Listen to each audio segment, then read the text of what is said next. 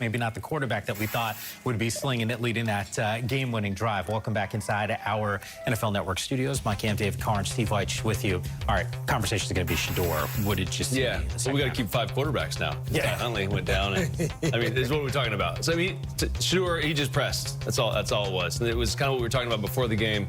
You would hope that he would be locked in on the details, and who knows really what was going on around him. Who knows what guys were in with him. That's what we always don't really know, is like you can start digging into the depth charts. The guys weren't really separating, so there wasn't really a place to go. And he's trying to make something happen. He has limited opportunities to kind of show what he can do, and so now he's trying to make plays, trying to create big moments, and there really weren't any there to be had. So it just ended up being negative plays, so it just wasn't a great outing. Yeah, offensive line was not protecting well. Yeah. And he also watched Dillon Gabriel come down and orchestrate a 2-minute offense at the end of the first half, put points on the board. Right. He starts the second half, and it just really struggled. There was no tempo. There wasn't what we saw when he played a great game against Carolina. There's no rhythm or flow to the offense. David, you know this very well. This is a timing offense. Yeah. When he was in there was no timing whatsoever for a lot of different reasons, not just his ineffective play. I think there was some speculation, too, even on our set. The Shedeur banged up, not going to go there, but the decision was to go to Tyler Huntley, which could mean a variety of things. But weird, though. Yeah, and well, then also it could be the oblique still, right? Like, who knows? When you miss practice like that, so he missed a couple days of practice, that doesn't help either.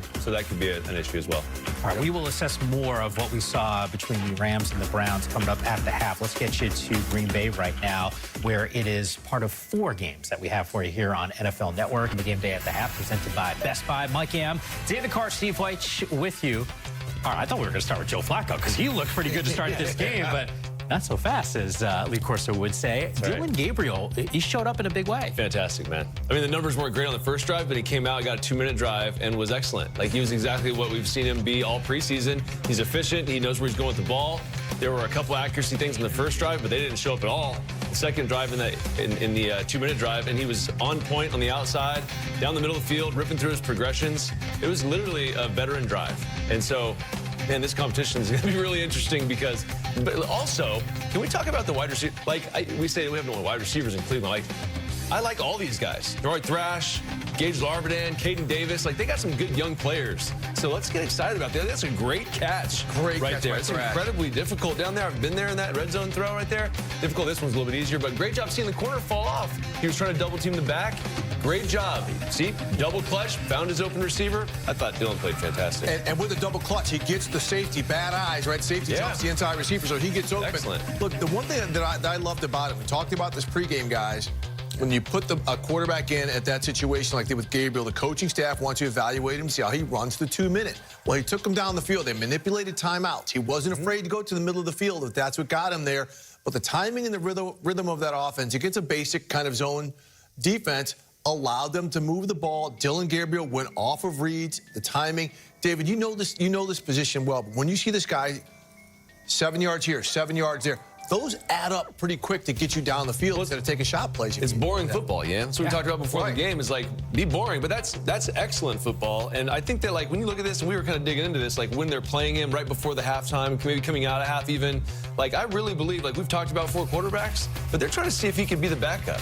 And for me, personally, if I'm sitting here right now, yes, Dillon Gabriel can be your backup quarterback. Right, so I think that there's going to be interesting decisions to be made. Do you want to keep 4 guys? Joe Thomas has been saying we can't keep 4 quarterbacks. He said it probably 20 times on the broadcast, so it's going to be interesting what they do here. Yeah, because, Steve, you talked about linebacker depth and really a lack thereof. Yes. 4 quarterbacks. That was Joe Thomas's point during the broadcast. And, oh, by the way, I know I said we'd start with Joe Flacco.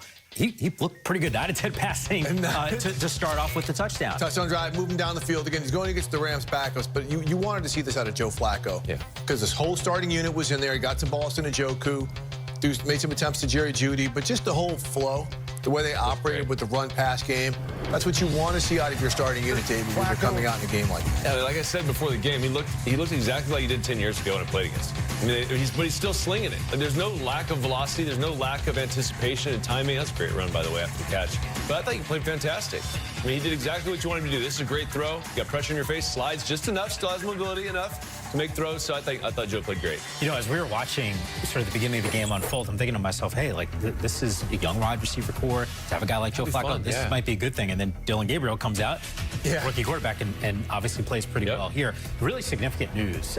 Ethan Bosich, who is the team's center, out with the knee injury. Keep in mind, this is a guy who started the last 3 seasons. So talk about some uncertainty at that quarterback spot outside of Joe Flacco. Talk about an offensive line, is certainly the leader of that unit. So as soon as we get enough, feet up on the couch, relax. We got second half action of Rams and Browns coming up, and then Seahawks and Packers around the corner. Jags and Dolphins, and the Raiders and Cardinals close out our coverage at 10 Eastern time.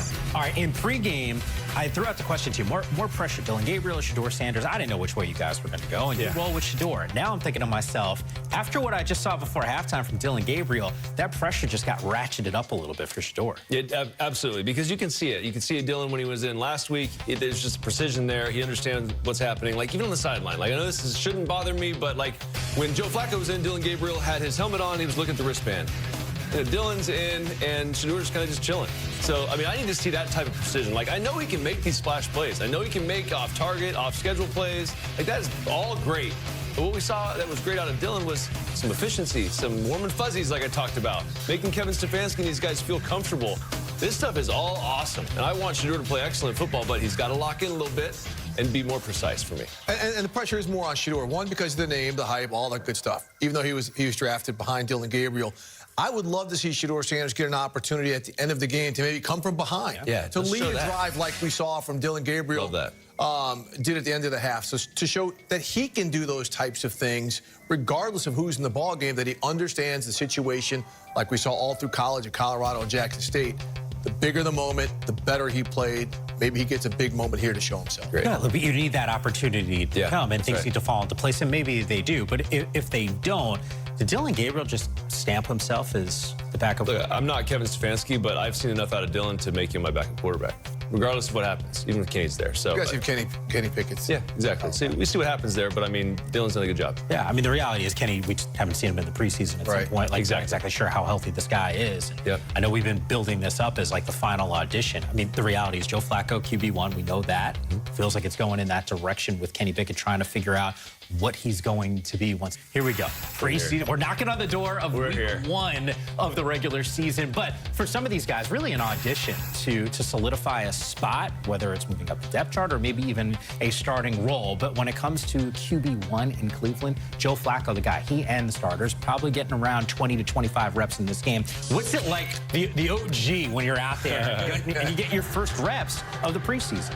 Honestly, just talking to Joe when I went out there to Cleveland, I think he's excited about this. It seems like he still loves the game. He's very healthy. He's got a live arm. So getting out there, and obviously with him being gone last year, too, he had some success here in Cleveland. But let's get out there. Let's get into a real game plan, which is going to be a little bit what we see today. Because you don't put the starters out there in the last preseason game and not do something trying to recreate what you're going to do week 1. So I think that'll be fun to see what this new offense looks like. And I say new, but it's old. It's now Kevin Stefanski went back to his roots, said we're going to install the offense we had a couple years ago, and let's get after it. It's going to be fun to watch. And it's going to be good for Flacco because, remember, he was the backup last year with the Colts. He started a couple of games, but he hasn't played football in a while. Yeah. So the fact that he can actually get there on the field against the Rams, 3rd and 4th teamers, and get the whole operational thing going with the starting unit, I just think that whole part, David, you talk about this being a dress rehearsal for week 1 with maybe doing some scheming in here.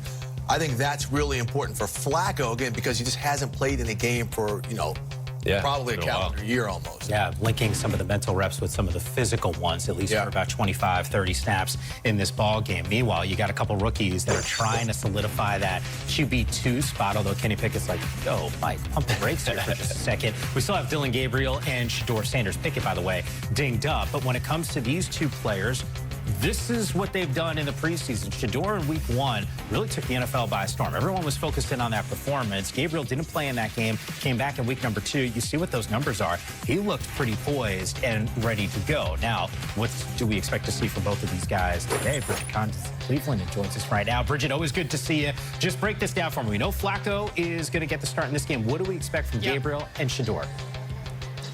Yeah, well, Mike, I first want to talk about Flacco for a quick second because I just saw him out here, and it's worth noting that I know he's 40 years old, a lot of questions about his age, but he looked like he was throwing that ball so effortlessly, and he can still sling it for anybody wondering if he can. So he'll start. Kenny Pickett also out here warming up. He will not play today as he's working his way back from a hamstring injury. Why won't he play? Well, he just started back doing 11-on-11s this week in practice, so they're being a little bit cautious with him. So now the story that everyone wants to hear about, Shedeur Sanders and Dillon Gabriel. I'm told in a perfect world, Dillon Gabriel will get in around middle of the second quarter, and then Shedeur will go in middle of the third quarter and play the remainder of the game. As for what head coach Kevin Stefanski wants to see from these backups, he said it's pretty boring, but it's simple. How do these guys look running the offense? Can they spread the ball around? Can they get their teammates in the correct positions to run the correct plays?